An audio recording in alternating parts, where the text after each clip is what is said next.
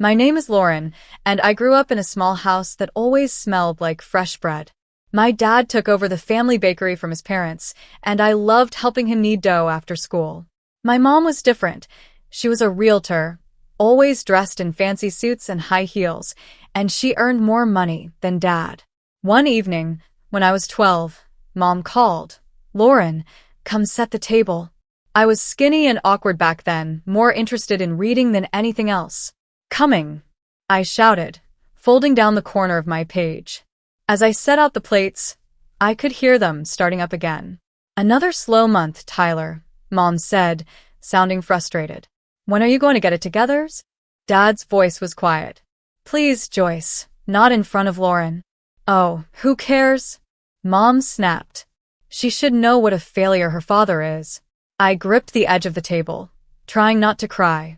This kind of scene happened a lot in our house, Mom putting Dad down and Dad trying to keep things calm. I knew it wasn't just about money. Mom felt trapped in a life she didn't want. "Lauren," Mom barked. "Where's my wine?" I rushed to pour her a glass, but my hands were shaking, and some wine spilled on the tablecloth. Mom's eyes narrowed. "You useless girl, can't you do anything right?" Dad stepped in. "It's just a little wine, Joyce, no big deal." Mom glared at him.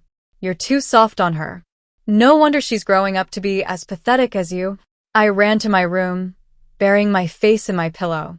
I loved Dad so much, but I couldn't understand why he put up with how Mom treated him. As for me, I learned to stay out of the way, to be quiet and unnoticed. The next morning, I woke up to a strange silence. No smell of baking bread, no sound of Mom's heels. I crept downstairs and found Dad sitting at the kitchen table, looking pale. "Where's Mom?" I asked, but deep down, I already knew. Dad handed me a note in her neat handwriting. It read, "Tyler, I can't do this anymore. I'm leaving with Larry. He can give me the life I want.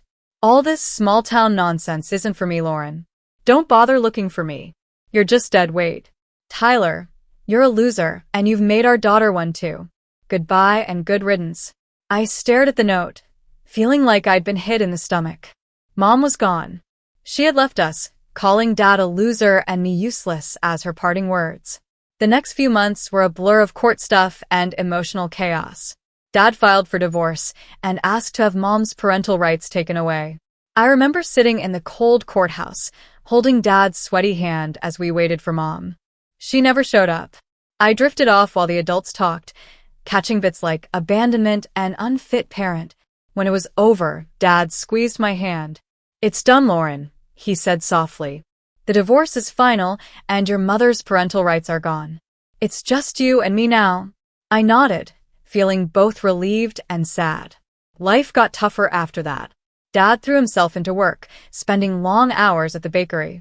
Even though I was only 14, I started taking care of most of the house.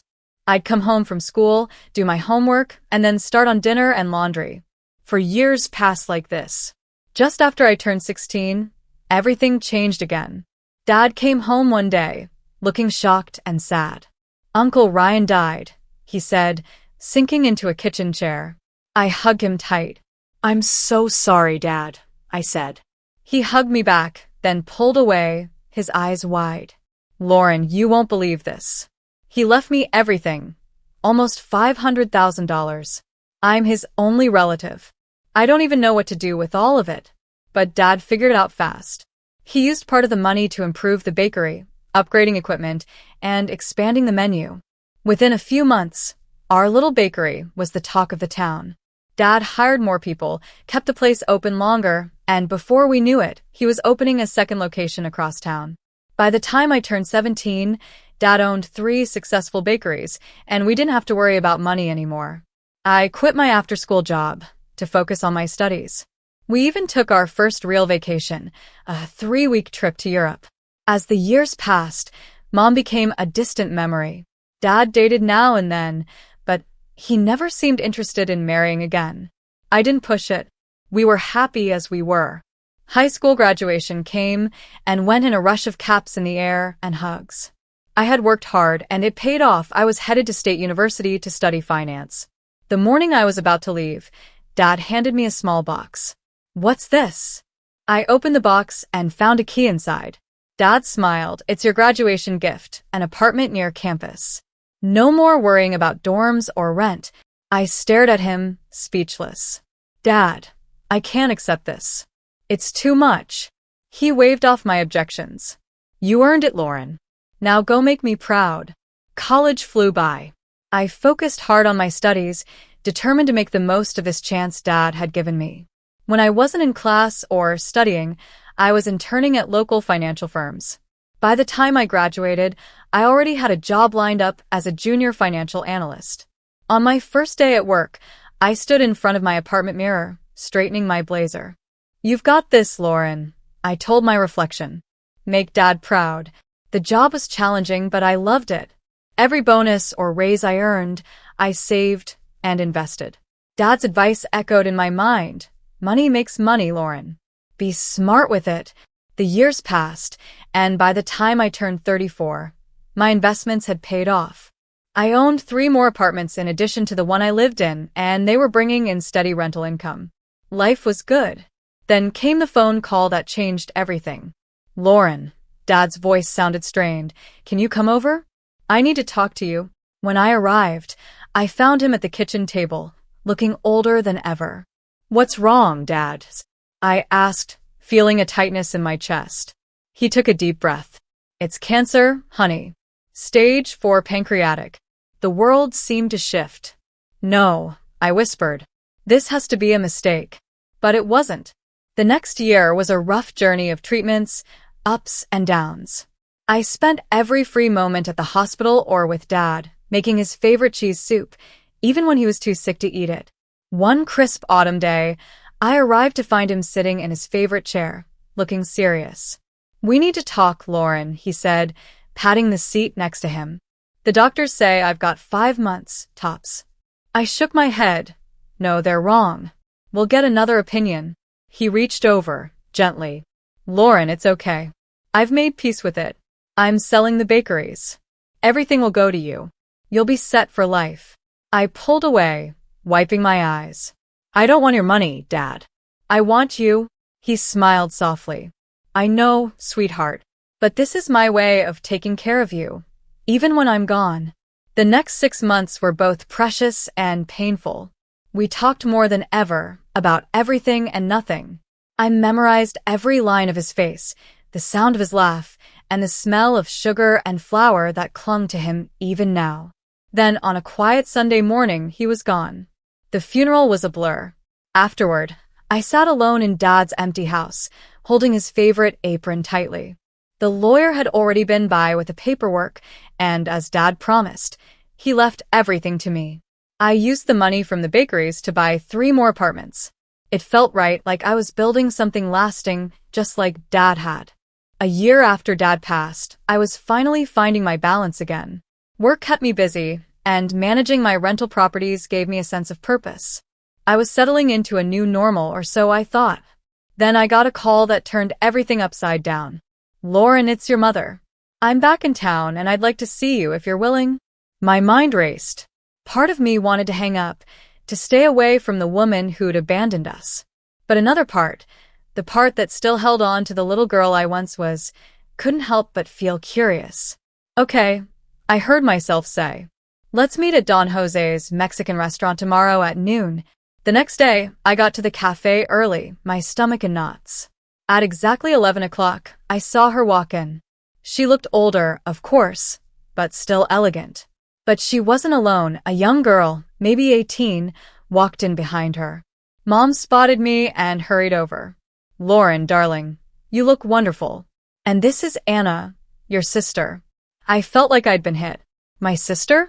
We sat down, and Mom began to tell her story. She explained how Larry, her lover, left her soon after Anna was born, how they struggled to make ends meet, and why she decided to come back to her hometown to start over. I heard you have rental properties, she said, her voice full of hope. I was wondering if maybe, she trailed off, but I knew what she was asking. I looked at Anna, who was staring at her hands, clearly uncomfortable. I thought about Dad and how he'd always taught me to be kind, even when it was hard. I thought about the scared little girl I used to be, wishing for her mom to come back. Okay, I heard myself say. I have an apartment that just opened up. You can stay there. Mom's face lit up. Thank you, we'll pay rent, of course. I raised a hand. No rent, just utilities for now. As we sorted out the details, I watched Anna. She looked so young, so out of place. I remembered being her age, feeling lost and alone after Mom left. So, Anna, I said, trying to sound friendly, are you a junior in high school? She nodded and finally looked me in the eyes. Yeah. It's weird starting at a new school for senior year. I felt a pang of sympathy. I bet. Listen, if you ever need help with anything, school stuff or just someone to talk to, I'm here, okay? I said. Anna gave me a small smile. Thanks. That means a lot. As we left the cafe, Mom hugged me again. You're an angel, Lauren. I know I have a lot to make up for, but I hope we can start fresh. I nodded, not trusting myself to speak. That night, as I drifted off to sleep, I couldn't shake the feeling that my life was about to get much more complicated. For better or worse, my mother was back in my life, and I had a sister. Only time would tell what that meant for all of us. The months after Mom and Anna returned were strange. Mom quickly found work as a realtor, sliding back into her old life as if she'd never left. Anna enrolled at the local high school for her senior year. I kept my distance, unsure how to handle this new family setup. Now and then, Mom would call or stop by. Lauren, darling, thank you again for the apartment, she'd say, smiling warmly. You've been such a blessing. I'd nod, feeling uncomfortable with her endless gratitude. It's fine, Mom. I'm glad I could help. Anna and I slowly developed a cautious friendship. I'd help her with math homework or listen to her college plans. It was nice, in a way, having a sister, but there was always a barrier, the weight of all the years we missed. Then, Anna's graduation came around. I watched from the back as she accepted her diploma, and I saw Mom beaming with pride. For a moment, I let myself wonder what life might have been like if Mom had never left. The very next day, Mom showed up at my door, unannounced, her face red, her eyes blazing.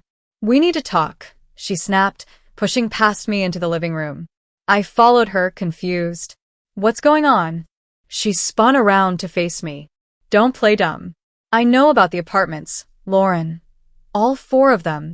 My stomach dropped. How had she found out? What about them? I asked, keeping my voice steady. You've been hiding this from us, she shrieked. Living the high life while Anna and I scraped by. I felt my temper rising. Excuse me? You're living rent-free in one of those apartments. That's not enough, she spat. Half of those properties should be mine. I'm your mother.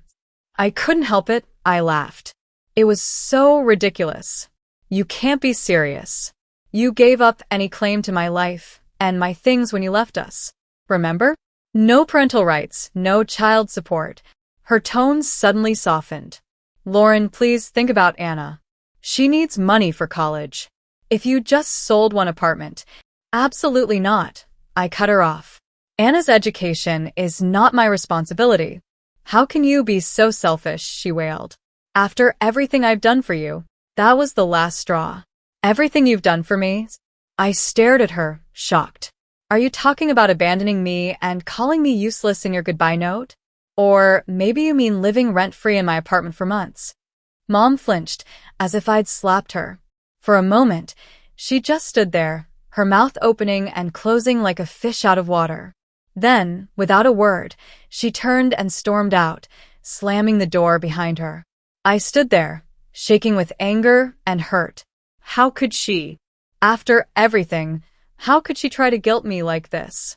I sank onto the couch, my head in my hands. Deep down, I'd known letting Mom back into my life was risky. But I had hoped. Well, I wasn't sure what I'd hoped for. As my anger faded, a deep sadness took its place. This woman, who should have been my support and protector, was a stranger who only wanted to use me. And what about Anna? What was I going to do about her? 3 weeks after Mom's outburst, I was getting coffee at my usual spot when I noticed the barista giving me strange looks. As I waited for my order, I overheard a bit of conversation at a nearby table. Can you believe it? Charging her own mother rent when she has all those apartments. I froze, barely able to believe they were talking about me. But over the next few days, I caught more whispers, more side glances. It seemed Mom had been busy spreading her twisted version of the story to anyone who would listen. Then came the Twitter post. I saw it during my lunch break and almost choked on my sandwich. My daughter Lauren has 5 apartments she rents out, making a fortune, but she refuses to help with her sister's college. She's forcing me to pay outrageous rent when I can barely make ends meet. I'm heartbroken that my own child could be so greedy and selfish. The comments poured in, each one a knife to my heart. How could she do that to her own mother? What a horrible person. Friends, relatives, even old classmates I hadn't spoken to in years. All of them jumped on the bandwagon, shaming me for supposed greed. Not one of them seemed to remember or care that this was the same woman who abandoned me as a child. Just when I thought things couldn't get worse, my boss called me into his office. "Lauren," he said, his face serious, "we need to talk about this situation with your mother. It's starting to affect the company's reputation." I felt the blood drain from my face. "Sir, I can explain." He held up a hand.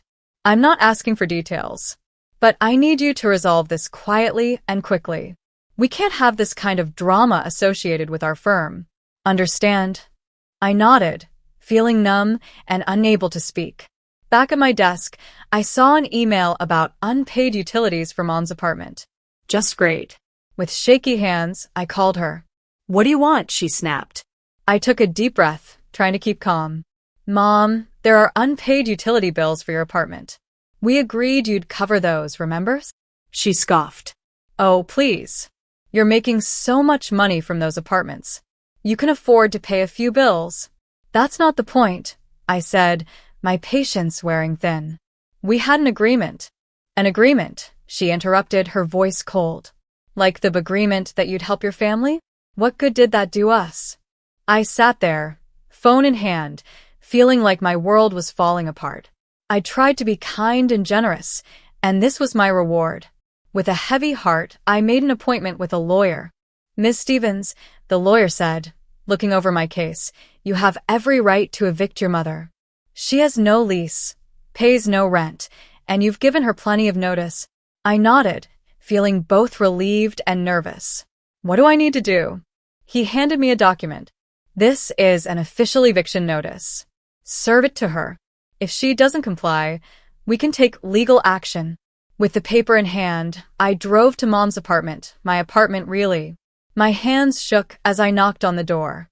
Mom opened it, her face twisting in annoyance when she saw me. "Oh, it's you. Have you finally come to your senses about selling an apartment for Anna's college? Anna's already picked out her school. Tuition's due next month." My shock turned to anger. "Are you serious? After everything you've done, you're still making demands?" "Don't be so dramatic," she scoffed. "It's the least you can do for family." That was it. I handed her the eviction notice. "Here. You have 31 days to leave." Mom stared at the paper, her face going pale. Then, without warning, she exploded. "You ungrateful little brat," she screamed, her voice echoing through the apartment. "After everything I've done for you." I stood my ground. "Everything you've done? You mean abandoning me, spreading lies about me?" She lunged forward, raising her hand. I flinched, but she didn't hit me. Instead, she grabbed my shirt, spitting insults in my face. "You're nothing. Do you hear me? Nothing but a selfish, heartless." I managed to pull away, fumbling for my phone. "That's it. I'm calling the police." Her eyes widened, but she kept shouting, her words growing more vicious. By the time the police arrived, I was shaking, tears streaming down my face. I showed the officers the eviction notice and explained the situation as calmly as I could. One officer turned to Mom. "Ma'am," he said, "I suggest you calm down and discuss this civilly with your daughter." Mom sneered. "Civilly? With her? She's trying to throw us out on the street." The other officer turned to me. "Miss Stevens, legally, this is a civil matter. We can't forcibly remove her without a court order." I'd suggest trying to work this out between yourselves or going to court if needed. I nodded, feeling defeated as the police left. Mom's smug look made my blood boil. You won't do it, she taunted. You don't have the guts to take your own mother to court. I stared at her, this woman who had given birth to me but had never truly been a mother. Something inside me hardened. Watch me, I said, my voice steady. Before she could respond, I turned and walked away. As I reached my car, I heard the apartment door slam behind me. Driving home, I thought about what lay ahead. A court battle, more drama, more pain, but maybe also a chance to finally break free from her toxic hold. The day of the court hearing arrived, and I felt sick as I walked into the courtroom. I saw Mom and Anna on the other side. Mom's eyes were red and puffy, while Anna looked like she wanted to disappear. The hearing began, and Mom put on quite a show. She cried, her voice breaking as she spoke to the judge. Your Honor, she sobbed, my daughter has turned so cold-hearted. She's trying to throw her own mother and sister out on the streets after everything I've done for her. I clenched my fists trying to stay calm. Then my lawyer stood up, and I felt a wave of relief. Your Honor, he began, his voice steady, I'd like to present some evidence that tells a very different story. He laid out the facts. Mom's abandonment when I was 13, the termination of her parental rights, her failure to pay child support. He showed the judge the rent-free arrangement and the unpaid utility bills. But he wasn't finished. Furthermore, Your Honor, we have evidence that Mrs. Stevens is not in the financial situation she claims. Mom's head snapped up, her eyes wide. My lawyer continued, Mrs. Stevens owns an apartment in another city, left to her by a former partner, which she currently rents out for a substantial monthly income. The courtroom fell silent. The judge turned to Mom, his expression stern. Is this true, Mrs. Stevens? Mom's face went pale. She opened and closed her mouth a few times before finally whispering, Yes, Your Honor. The judge's voice was cold as he gave his decision. This court grants the eviction. Furthermore, Mrs. Stevens will pay back rent for the month she stayed in the apartment rent-free. Mrs. Stevens, your actions are truly unacceptable. This case is closed. The gavel came down with a loud bang, echoing through me. It was over. We'd won. As we left the courtroom, I saw Anna. She looked lost and confused, and my heart ached for her. This wasn't her fault. I walked over to her, ignoring Mom's glare. Anna, I said gently, I'm sorry it came to this. If you need real help, you can still reach out to me, okay? She nodded, tears in her eyes. I'm sorry, Lauren. I didn't know. I gave her a sad smile and walked away, feeling like a weight had been lifted from my shoulders. In the weeks that followed, Mom and Anna moved out of my apartment. I heard they'd gone to live in Mom's other property. I didn't try to contact them, and they didn't reach out to me either. As I stood in the now-empty apartment, memories of the past few months ran through my mind. The hope I'd felt when Mom came back, the pain of her betrayal, the stress of the court case. But beneath it all, I felt free.